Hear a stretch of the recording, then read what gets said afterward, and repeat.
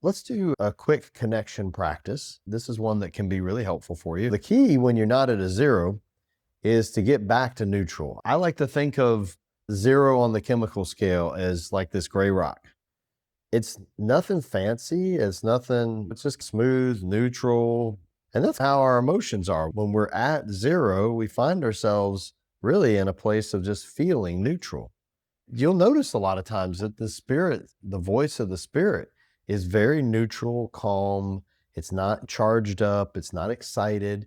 You may feel a lot of love and joy, but it's still a very neutral feeling.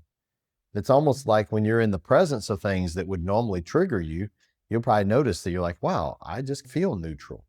I don't feel really charged up and feeling negative charge when I'm feeling the spirit.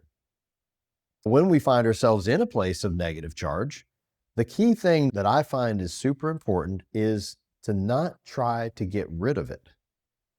Why do we want to not try to get rid of it? You're resisting it. When we experience a negative emotion, that negative emotion is trying to tell us something. It's just trying to tell us that, hey, something that's important to me just got activated. And it's like putting your hand on a hot stove. If you put your hand on a hot stove, you want to have some feedback from that something just important got activated. I just got some energy on my hand that's going to burn my hand off if I don't do something about it. So if I'm in this place that I experience an emotion, I can either get swept along by it and get caught up in all the thoughts of, oh my gosh, what's going to happen? Or what's going on here? Or I don't like this, is unpleasant. Or I can calm myself and go, whoa, okay, I'm having an emotion. I'm feeling angry. I'm feeling sad. I'm feeling depressed, whatever it might be. And I can step out into a place of awareness of that emotion, like I'm watching it, I'm observing it. And in that place, I'm doing this exercise of embracing the emotion. I don't need it to go away. I shift in this curiosity of, what's going on here? The problem with that is that a lot of times the emotions can be so strong and feel so charged that we do feel swept along by it. It's, oh, I can't step out of this right now. It's got me too strongly. So the first step that I find is helpful in being able to get into a place of awareness is to neutralize it, to do something that applies an antidote to all this chemistry that's going on.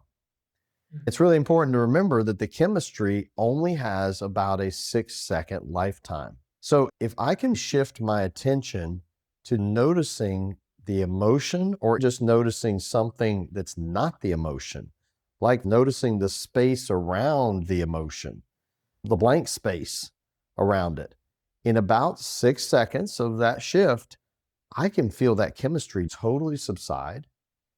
And now it's not sweeping me along so much, and I can process it in a healthy way. Go, what's going on here? Wonder why that came up. What was important to me that got activated? So, one of the ways that we can do that is just noticing and naming the thoughts or the emotions, and then doing something that helps shift our focus. And a way to do that is using your breath, and there's different ways to do that. One is box breathing. Box breathing is very simple, but it requires us to intentionally notice our breath more than the emotion or the thoughts. And it gives just enough time and space to give that neutralization effect. So I'll explain how to do the box breathing, and then we'll notice and name any emotions or thoughts that you're having. So box breathing, it's a box. You breathe in for a certain number of seconds. You hold for a certain number of seconds, then breathe out for a certain number of seconds. Hold. So breathe in, hold, breathe out, and then hold for a certain number of seconds. I like to do 4 or 5 because it does require you to then be a little more intentional in your breath, but it doesn't go so long that you're like, oh, I'm struggling in between breaths. So let's just try it real quick. Just breathe in, hold, breathe out, hold. Try it again. Breathe in, hold, breathe out. Okay. So take a moment and notice what you're feeling or thinking about. Take a moment, notice in this moment, what are you thinking about? What are you feeling? See if you can name it. We're going to shift our attention now to the box breath.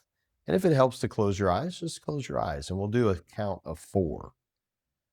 Breathing in, hold, breathe out, hold, breathe in, hold, breathe out, hold, breathe in, hold,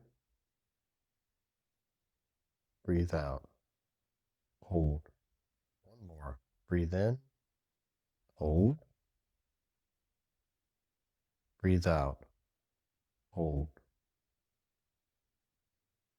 Bring yourself back to the present moment, back completely present here. What did you notice in that brief exercise? It's almost like you were focused on the space around the emotion now. Do you see the problem a little bit differently now that you feel a little bit calmer about it and just more zeroed out about it? When we get amped up by emotions and thoughts, it's easy to lose our perspective. And one of the enemy's strategies is to get us believing that we're drowning, even if we're only like 3 feet of water. Yeah, we may be sitting in the water and our head's right up to the very top. And, we're like, I'm drowning in here. We'll stand up in 3 feet of water. But we can forget that because we can get stuck in our own box of the problem that we're in. And we're trying to solve that problem at this level that we created it at, which in this case is I'm at the level of sitting instead of standing.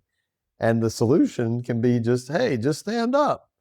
But when we're caught in our middle brain and the animal brain, that can feel really hard to do. So this can just get us back into a place of clarity and perspective. Really simple tool, but can be very effective.